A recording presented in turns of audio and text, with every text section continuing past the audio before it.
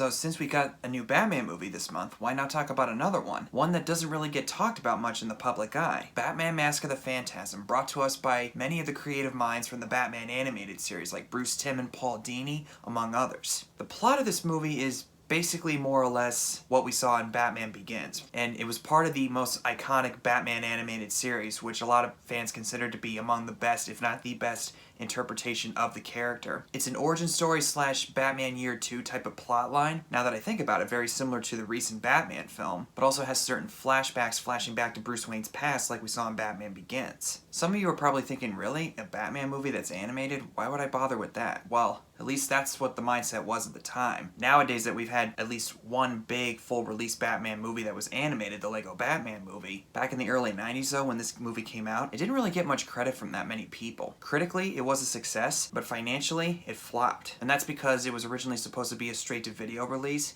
but at the last second they decided to release it in theaters, and it wasn't enough time for the film industry to get so many people hyped up about it. But when it was released on home video, eventually it was able to make the financial success that they needed. As far as the cast goes, we got just about everybody in here that if anybody in the Batman fandom doesn't know these names by now, what planet or reality are you living on? We got Kevin Conroy as the titular character, Mark Hamill as the Joker, Dana Delaney as Andrea Beaumont, Hart Bochner as Arthur Reeves, and Robert Costanzo as Detective Harvey Bullock.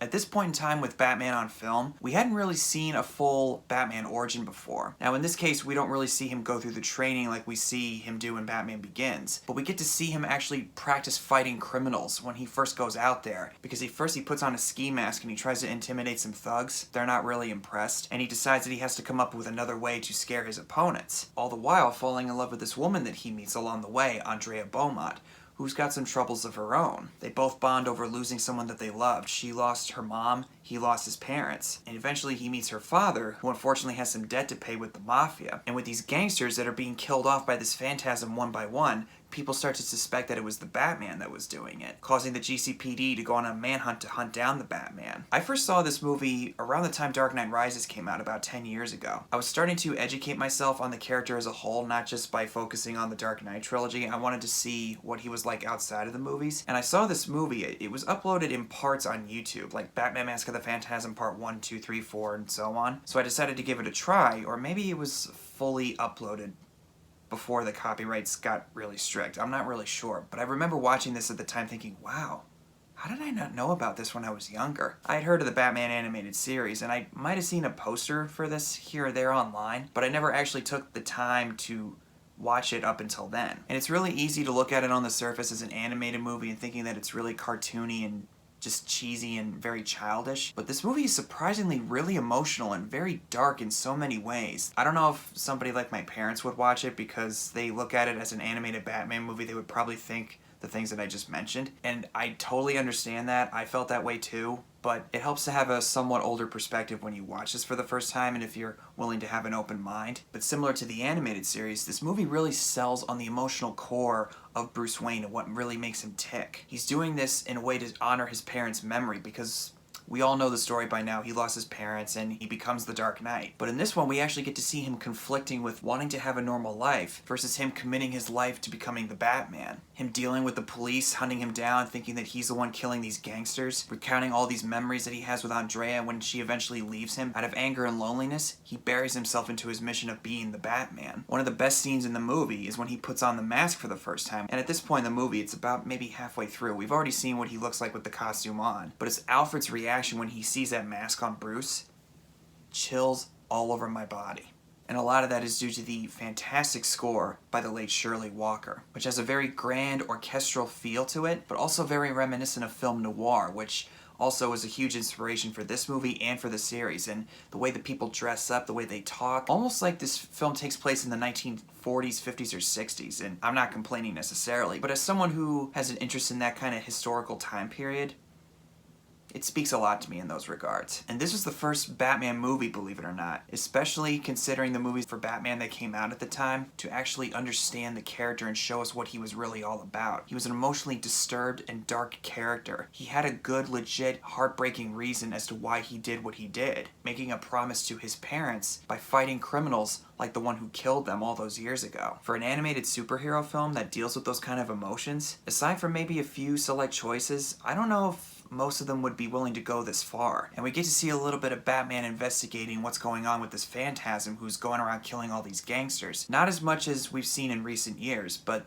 this is also an origin story, so you kind of have to give it some leeway. And in that regard, the story feels very condensed and to the point. It gives you just enough of what this character is actually like for us to understand where he's coming from. And as he discovers along the way certain things that are tied to the Joker, because the Joker, as it's revealed, was one of the gangsters that Andrea's father owed money to, and the one that actually killed her father when they found out where they were hiding. At first, Bruce seems to think that her father's the one behind all these murders, but then through certain flashbacks, we start to put the pieces together, and eventually it becomes pretty clear that since we haven't seen her father in the present storyline, at least for me, it makes us, the viewer, go, I think Andrea's the one that's doing this. Where's her father, if he's really doing all this?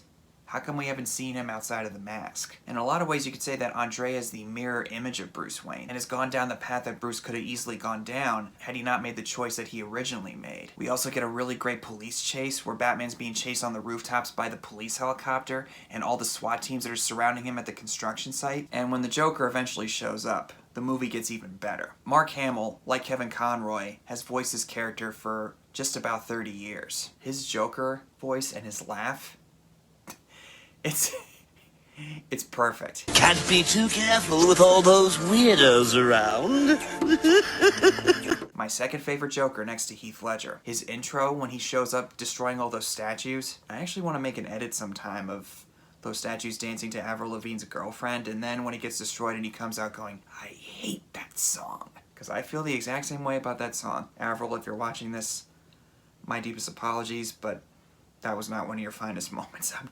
I don't know why I went on that tangent, but I did. And with the Joker, we get one of the most scary scenes involving him when he interrogates Arthur, who's also the other love interest of Andrea, voiced by the same actor who played Ellis in the original Die Hard. And when the Joker injects Arthur with the Joker venom, seeing the Joker's face as he's laughing, all the more reason why I never liked clowns. No, no, no.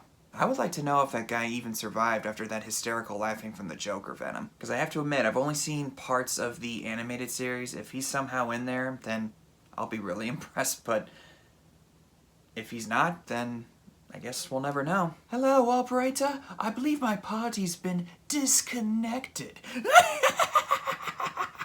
The hell am I doing?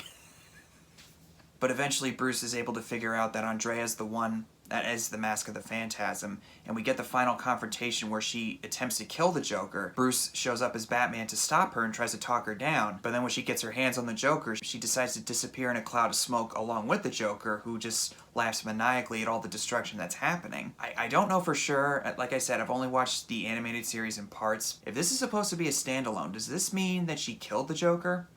Or did she decide not to? Because if it is like a through line for the animated series, the Joker obviously is still around throughout that show, so more than likely he didn't die. I don't know. They don't really make it clear as to what happened, because when we see Andrea on that ocean liner, she just seems really upset, so either she did kill him or she didn't.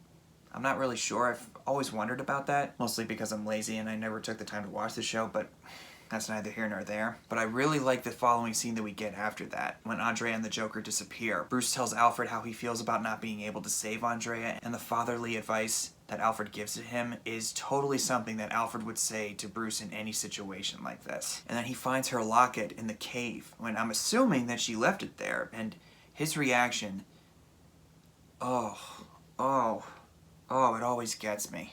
ending the movie on a very sad but also heroic and noble note at the same time, because even though he didn't get what he wanted, he still has to go on because Gotham needs him as the Batman, as its Dark Knight. Aside from maybe wanting a few more scenes with Commissioner Gordon, I really don't have any problems with Batman Mask of the Phantasm. I think that it's a movie that if you're a big Batman fan, you'll obviously have an appreciation for it at the very least, but if you're curious about the movie and you haven't seen it, I think it's definitely worth seeing. If you're put off by it because it's an animated movie, please don't. Give it a try. It's so much better than what you see on the surface. Those are my thoughts on Mask of the Phantasm. Thank you guys for watching. Comment below and tell me what your thoughts are on it if you've seen it, and I'll see you guys in the next one.